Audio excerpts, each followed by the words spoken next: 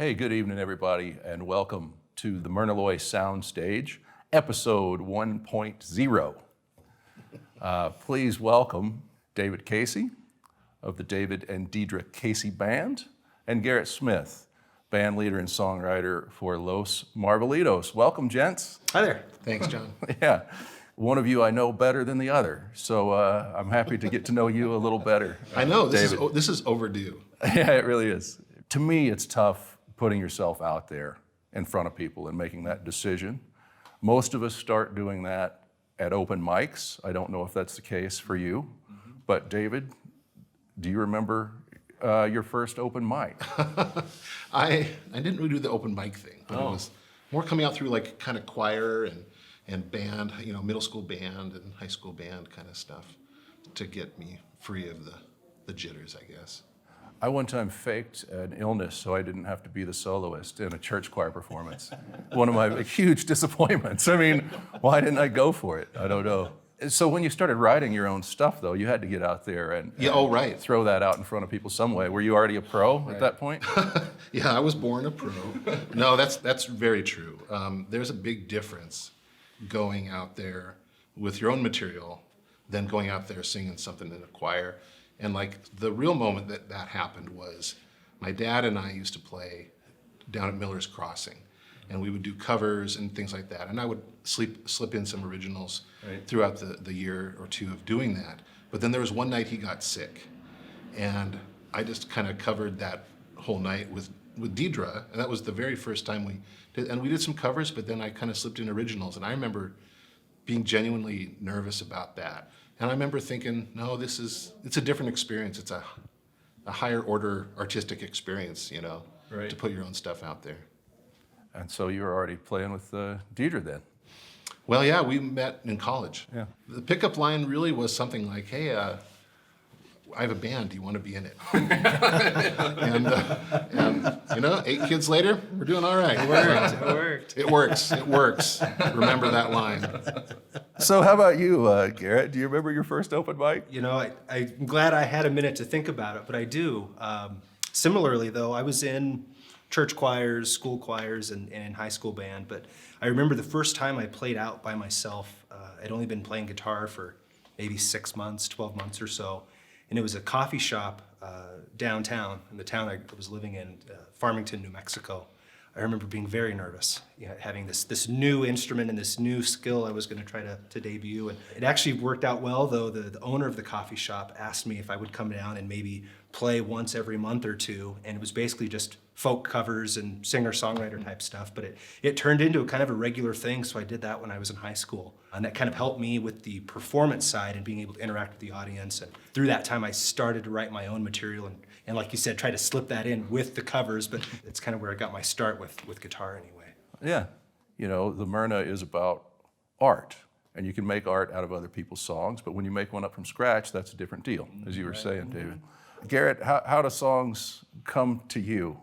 You know, most of the time, it's maybe a melody, something that I'll be humming. I'll be doing some chore around the house or doing some yard work, and I'll have some fun little melody that gets stuck in my head. And some of them come and go, and they're not worth pursuing, but sometimes there'll be that melody that gets stuck in there. And later in the day, I think of it a little bit more, and you know, I might either write it down or might even take a quick recording on my phone or my computer with a 10-second audio clip of me singing or whistling this melody. And I'll revisit that. I'll come back to that over weeks or months and see, is there a chord progression that fits that? Is there a call and response for that little melody part? I feel like lyrics always come last. The words almost always come at the end of the songwriting process, at least for me. That's usually the case. And what about your horn lines? Because that's something, I mean, you think you're a brass player, you think like a horn player. Is the melody that comes to you like a horn thing, or do the horn things come over the top later? You know, it's usually more of a vocal melody. I think about the phrasing of a certain melody, and then to me, the horn line is always the response or the fill-in part after the end of the verse or the end of the line. But I usually have those horn-type melodies or those other instrumental melodies also kind of tied into the song before I have lyrics. I'll have almost the whole arrangement put together and just know that my verse and my chorus are going to fit here, or my bridge. So I think of all the instrumental parts in the arrangements before I put lyrics in. Yeah. What about you, David? How do your songs start? I don't usually get the melody like just out of the ether like that, although I think that's really probably great. I mean, I wish I thought like that. And sometimes it's really bad, and I'm glad I forget them. I think it usually comes to me at the instrument, the piano or the guitar or something, and they kind of cooperate, the melody and the chord progression. I kind of keep the chords informing the melody, also informing the lyrics. So I kind of try to build it as I go all together, I suppose. But with a special emphasis on the melody, I agree. That's king for me. Yeah, I hear that in your recordings, that they're instrument based. I mean, you're sitting and playing when you're writing. Yeah, I don't think of myself as much of a melody, a singer, as I do more of a instrument guy who, you need to sing to keep it interesting.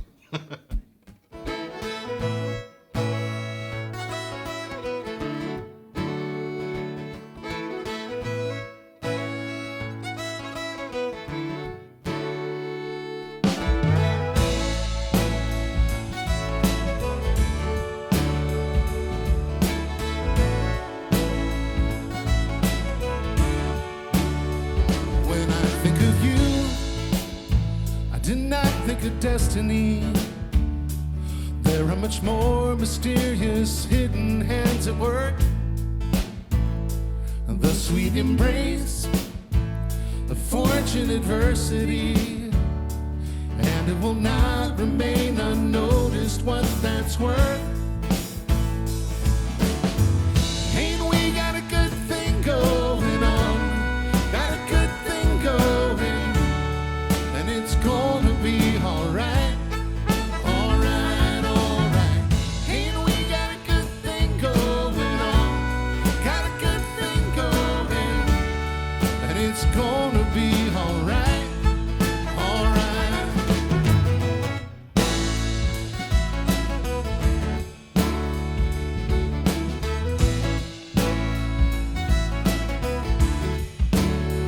How long did I wait? How long did I curse the dark when nothing seemed to go the way that we had planned? After everything shakes, after everything falls apart, we're finally free from what we built upon the sand. Ain't we got a good thing going on? Got a good thing going, and it's gonna be alright. Alright, alright. Ain't we got a good thing going on? Got a good thing going, and it's gonna be alright.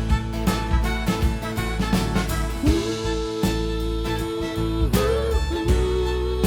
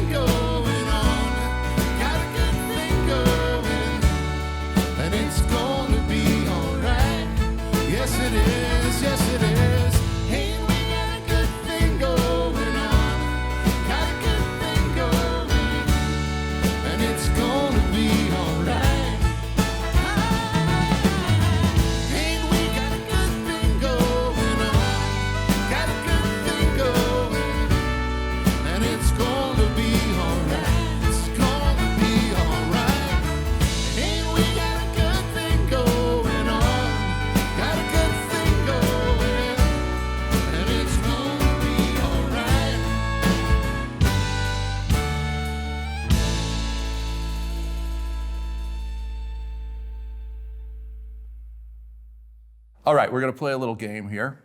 The internet says that these are called Pucara bulls. Claire and I got these in Peru. The red ribbon is Garrett. The green ribbon is David. And I'm going to ask you a few questions. First, we're going to take 5 steps back. Don't worry, this isn't a fight. Oh, it's on, whatever it is. I'm going to ask you some questions. Every time your answer is the same, you move closer together. Every time it's different, you move farther apart. Okay. Did you ever write a letter to the editor of a newspaper? No. Yes. Oh. Did you ever catch a snake and put it in a container and try to keep it? Yes. Yes. Right. When you're down to the last bit of corn chips in the bag, do you pour it out into a bowl and put salsa on it and eat it with a spoon like breakfast cereal? No. Yes. Oh, see. All the time. I feel like you're watching me at home, John. Oh, I'm watching. Have you ever auditioned for a play? Yes. Yes. Wow, all right. I wish I had. As an adult, have you ever eaten food in a grocery store? Now imagine the Olives or something like that. Have you ever eaten food in a grocery store while you were shopping and not paid for it? Yes. Yes. All right. Well, I'm not sure I did the distance right, but the purpose of this game is to see whether you're more alike or more different. Sure. And we had 3 alike answers and 2 that were not alike, and you guys are more alike than different. Congratulations, you're both wonderful people. Wow. Yeah. Yeah, pickled ginger at Winco. Apple fritter. A whole apple fritter? Whole apple. Whole apple fritter? I was a college student. I was like, against the law. I'm getting an apple fritter. Yeah. David, what are you working on? Well, not as much live stuff, but the inspiration, the work has to keep coming. So I just have made it an effort to be writing and practicing and doing all that stuff. And then we are recording an album too. This was a great time to get in the studio, and because the guys and folks just aren't as busy as it turns out. So it's been a good time to be in the studio. I would love at the end of this when live music comes back and that experience is filled not with just like, oh, I loved that old tune, let's hear it again, but I would love for the artists collectively to just bring a whole batch of new stuff out there, and we revisit live music with a bunch of new stuff. And what about you, Garrett? I ask as an interviewer and as a band member. Sure, yeah. What do you have planned?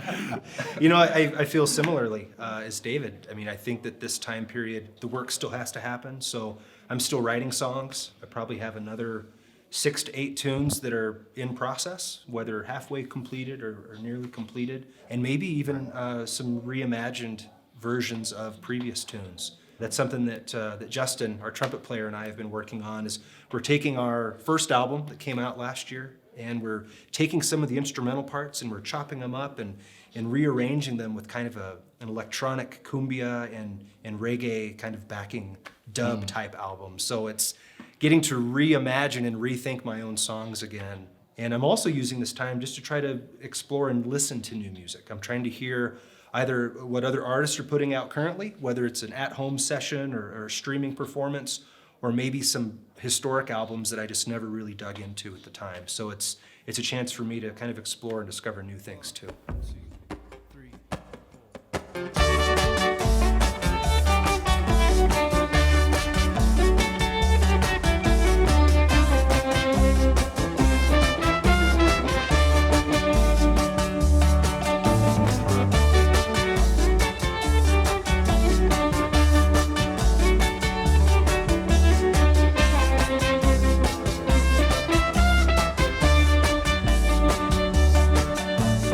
Let's take it back when these mountains were an ocean.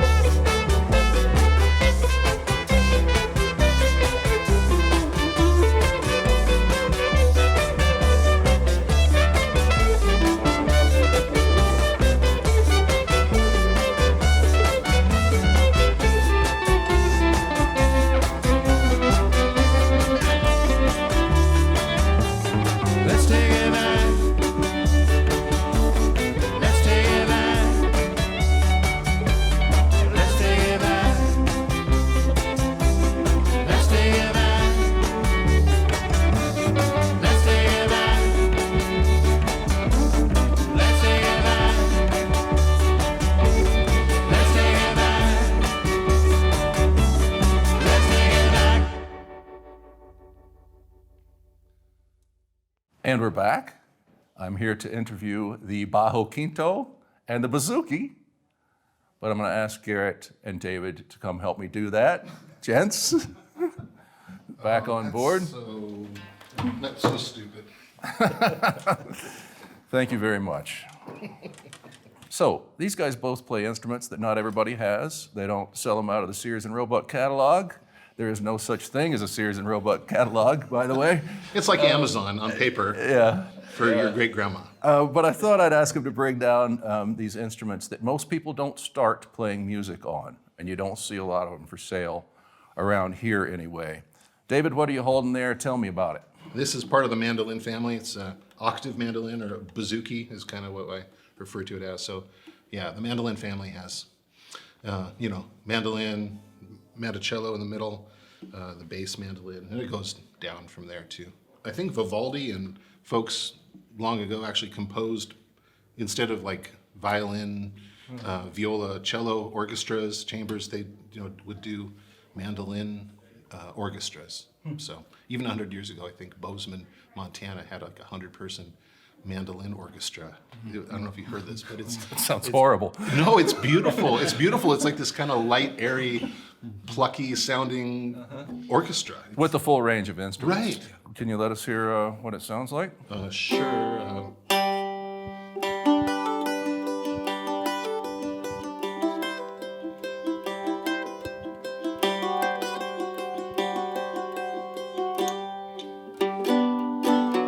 Sure.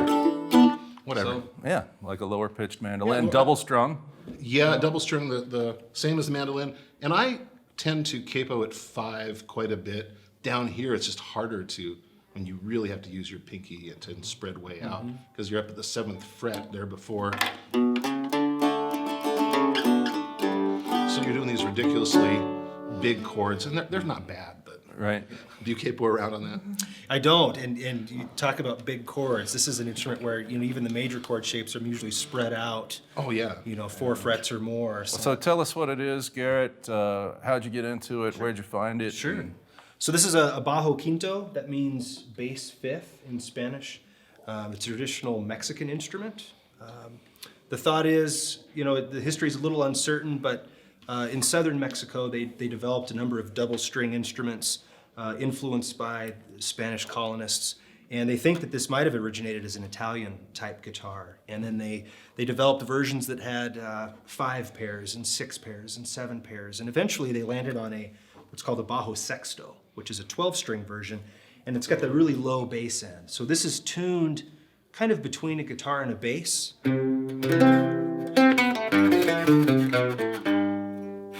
Originally, it was, again, part of these string orchestras through the early 1900s. It also pairs really nicely with accordions, and there's traditional styles, particularly in northern Mexico and across Texas, where this is usually paired with an accordion. And this is more of a bass rhythm accompaniment for that.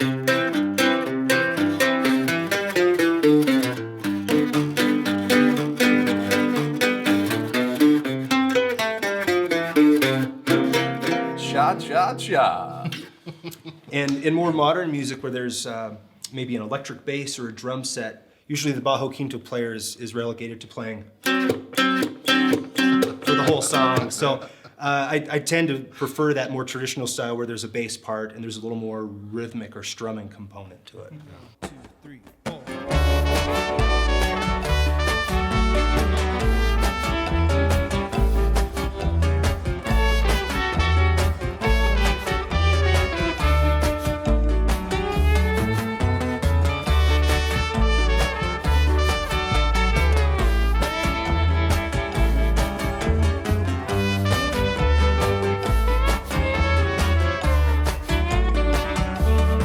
I'm at the bar, I mean the neighborhood gym. McDonald's has a gym. We play around, and then I buy a round for him. He plays it real cool when we're shooting pool. 'Cause now he's too beautiful for me. Out on the streets, you know I wear my green. 'Cause everybody's Irish. And all my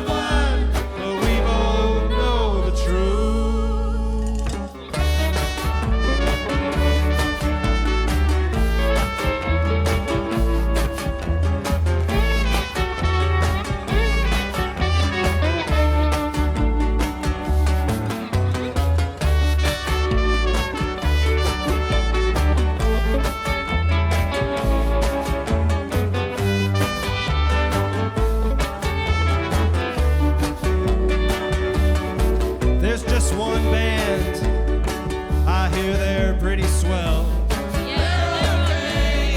Across the land, well, you can hear them yell. But there's no place for them to play, you see. 'Cause now they're too cute for me. You drink that dirty water and you're really singing. You've been waking up here so long that you can't go home again. You got a house up in Centerville, but you gotta fix the roof. Say the neighbors are super fine, but we both know the truth. I hope we both know the truth.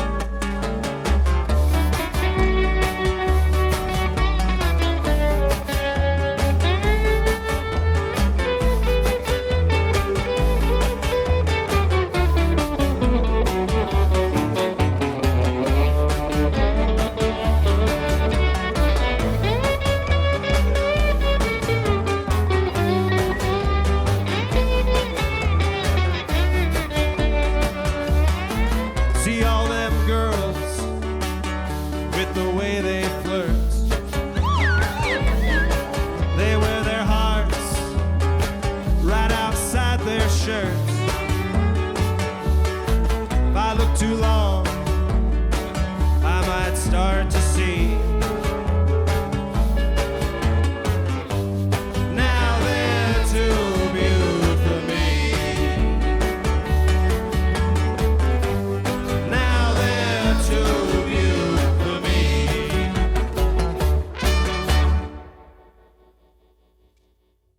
David, I'm pretty unfamiliar with your music, and I did take some time to listen to your most recent record last night, as a matter of fact. Right, so it's fresh. But the first thing I saw on your website is you have a lot of records. You didn't make it, I mean, you have 7 or 8 records or more, and that's excluding Water Carvers, right? Right, right. Back in the day. This is 11th record, I suppose, since Watercarvers Guild stuff started in about 2000. So, yeah, you know, I think I never really set out as an act of will to just do that, but I think I have somehow stuck with it. I mean, it's in season and out of season of just writing tunes in different eras of our life, and somehow I keep recording them.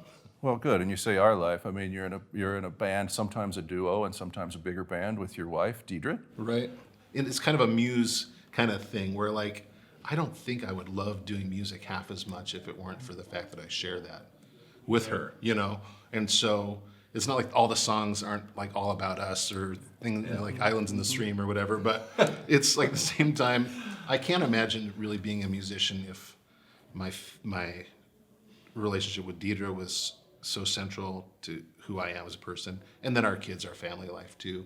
Like, so there's an album of kids records back there in the past and I continue to write songs to entertain our kids and inspire them in a way too. So it's all caught up in the big mix that is my life. Well, we all have that in common. We all play in bands with our wives. I had in mind to set up sort of a newlywed game situation. We didn't get around to that. But Next season 2. That's right. Yeah. I meant to call Deidre and Aaron and say, what's the most annoying thing that you have to deal with being in a band with your husband? Yeah, Garrett, Aaron plays percussion. That's right. Yeah, she plays percussion with Los Marvelitos, and she has a long history of dance and choreography and a great sense of rhythm. And it's funny because she won't consider herself to be a musician, and then I remind her that she's played countless shows and she's on records and she is a musician, and it's just, it kind of, she doesn't describe herself that way, but I think it is a lot of fun to have her be a part of that. Before she was with Marvelitos, she came to all of my performances with other bands, and she said, you know, if I'm coming to all the shows, I should be getting paid and getting drinks out of the deal too. So it's actually worked out really well, and it is a lot of fun, and it makes scheduling shows a lot easier too. So. And I will say that Erin's rhythm is spot on. We started playing without her in the band, Right. and then just couldn't go back. And Claire is added in percussion as well in the band. You know, speaking of percussion, David, I mean, this isn't a question, but I just have to give Deidre a compliment. The tambourine is a devil's plaything. It can be horrible. My dad says you should be licensed to operate one. It is terrible. It's really hard to play. And there's these jokes about like Linda McCartney and Patti Scialfa and all this stuff, and it gets a bad rap for a reason sometimes. But she's singing harmony with you and playing the tambourine at the same time, and that is no easy feat. She's spot on. Yeah. If you want to play the tambourine, borrow one first, go to a closet, wait till no one is at your house, go outside when your neighbors are on vacation.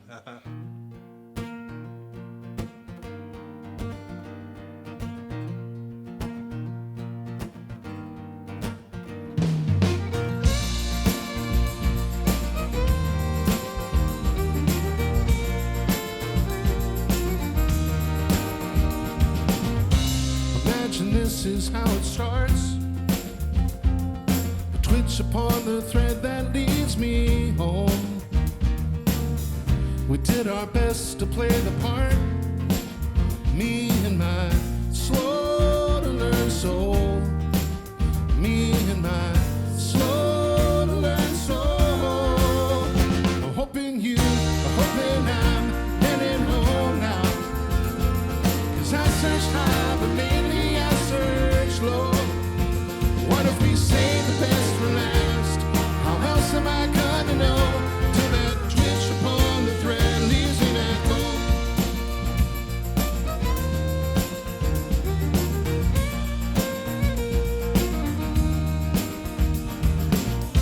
Is that a lover or a thief? Through the open curtain came last night. The hook was set beyond release. Me and my slow to learn soul. Me and my slow to learn soul. I'm hoping I'm heading home now. 'Cause I searched high, but maybe I searched low. What if we save the best for last? How else am I gonna know? Till that twitch upon the thread leads me back home.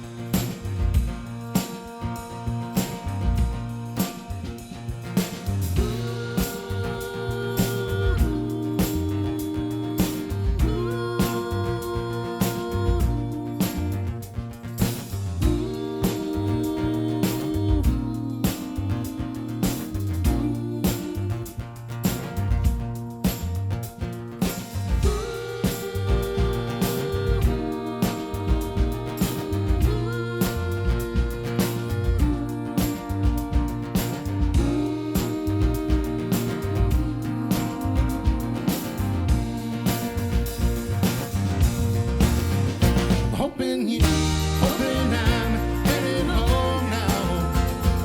'Cause I searched high, but maybe I searched low. What if you save the best for last? How else am I gonna know? Till that twitch upon the thread leads me back home. Hoping I'm heading home. 'Cause I searched high, but maybe I searched low. What if we save the best for last? How else am I gonna know? Till that twitch upon the thread leads me back. Till that twitch upon the thread leads me back home.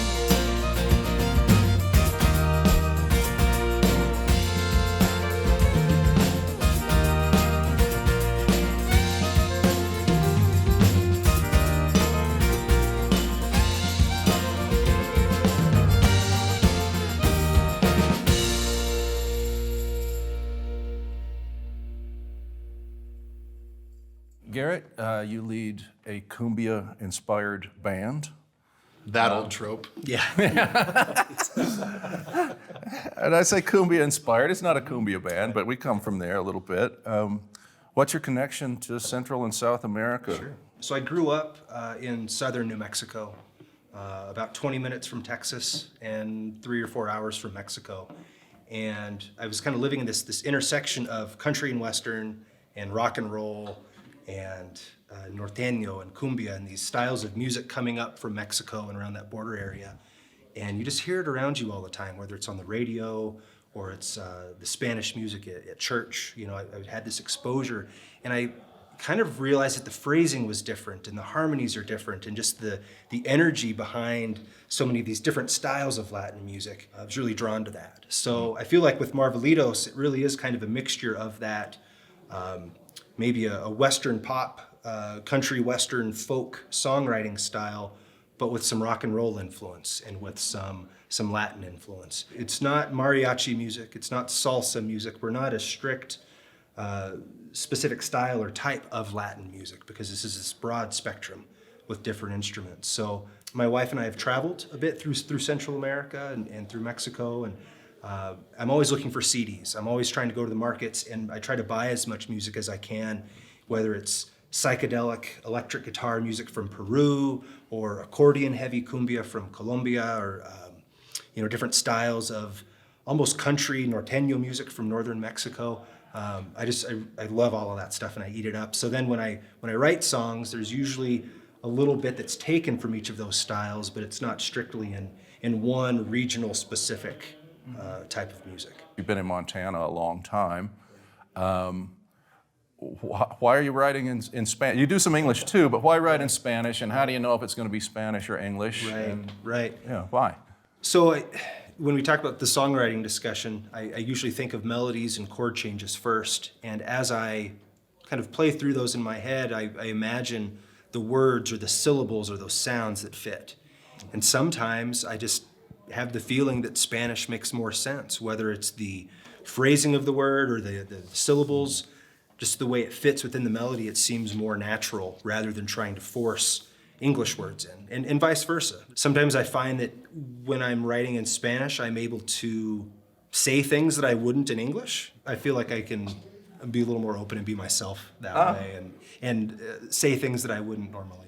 Wow, you can be yourself by singing in a non-native language. Right. Interesting. And as I listen to music, sometimes I realize that I'm not focused on the content of the words. It's not the meaning of the words that matter. It's more of the sound of the lyrics with the music that I'm more drawn to. That's how I listen to music. I really care about the lyrics that I write, but I really just listen to mostly to the sound of other people's lyrics, unless it's just really slow and really clear. I'm listening to the phrasing. David, I want to ask you about Little Fox, Little Bird. I was really struck by the arrangements. I mean, they're beautiful. You have a lot of instruments there. Do you write and arrange all that stuff? Yeah, there's certainly some collaboration in the studio, and a lot of ideas from the players. I didn't play everything on that.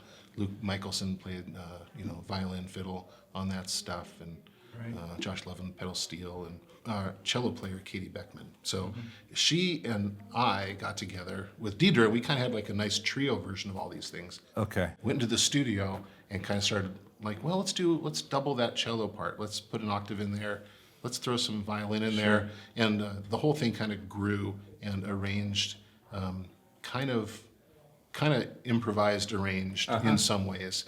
And we were just really, really happy with the tone and dynamics of that album.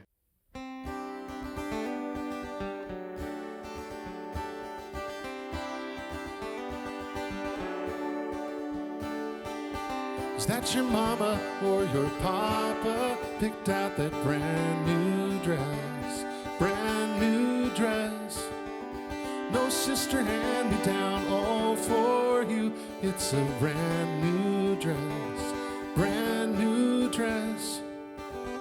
Picture all the places you'd be dancing, you'd be spinning round. Picture all the faces you'd be lighting up, how you held a crowd. And they say, ooh, ooh, ooh, ooh, ooh, ooh. They don't know what to say, seeing you this way. They say, ooh, ooh, ooh, ooh, ooh.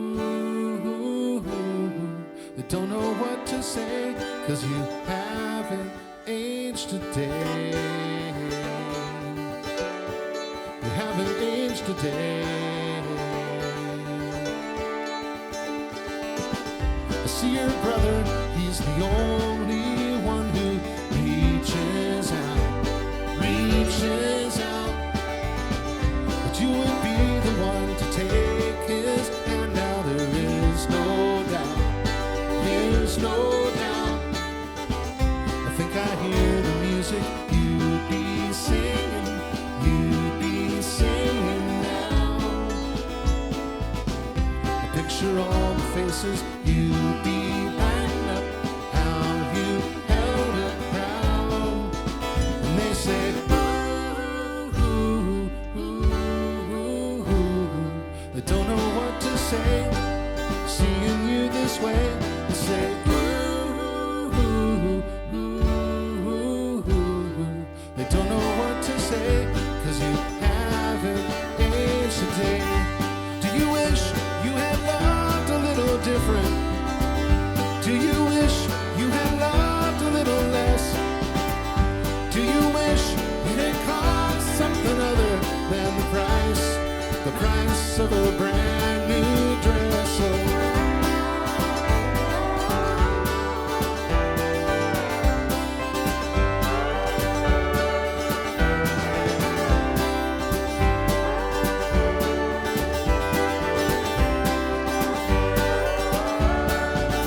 And they say, ooh, ooh, ooh,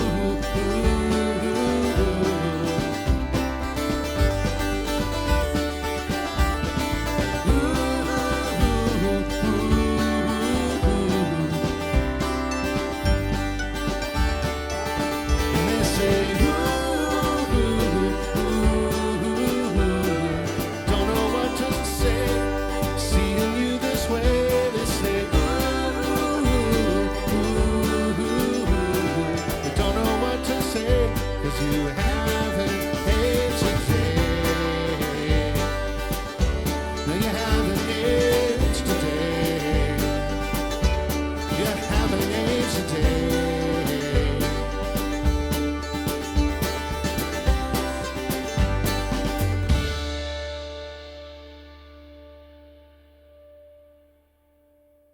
Both got to play on the Myrna stage with your bands. The recordings came out wonderfully, I think. What was the experience like for you, David, the recording session itself? Well, that was a great experience to be on the stage. Kind of weird with no audience, you know.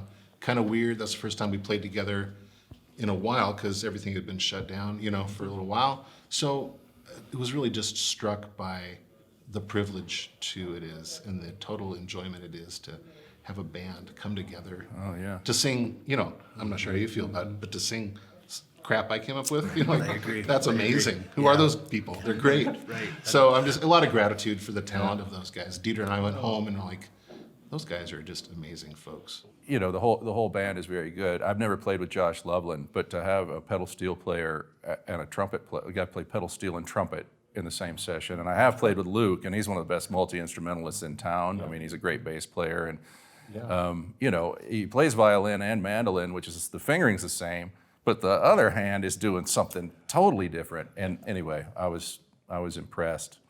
How about you, Garrett? What was the experience like recording on the Myrna Soundstage? You know, similarly, I was just so appreciative of the whole experience. It was a very comfortable setting, even without an audience. And it was fun for us to play some new tunes. We played some songs that we might have only played once or twice for a live audience before everything shut down. Songs that didn't make it on the last record. So it's kind of fun to have a snapshot of those songs as they're developing. And it's a little preview for people about the things that are to come. Right. Well, I sure had fun doing it, and it was nerve-wracking at first, because anytime I'm being recorded, it's just nervous-making. But then I ended up just playing. I went back and listened to it, and I was like, I think I sang a harmony I've never sung before. Yeah. And that's when that's when you know that you're just playing. I mean, I'm not like Greg Hayes. Greg is the guitar player in Los Marvelitos. Every time he plays a solo, it's completely different than anything he's ever played. I'm not that way. So if I free up and do something new, I know that I'm no longer freaked out. Right. It has been a joy to sit here with you guys and talk to you about your art, your craft. I've enjoyed sharing the laughs, and I want to thank the Myrna for having us here on the Myrna Soundstage. Yeah, thank you. Appreciate it, gentlemen. Thanks so much. Thanks. Quando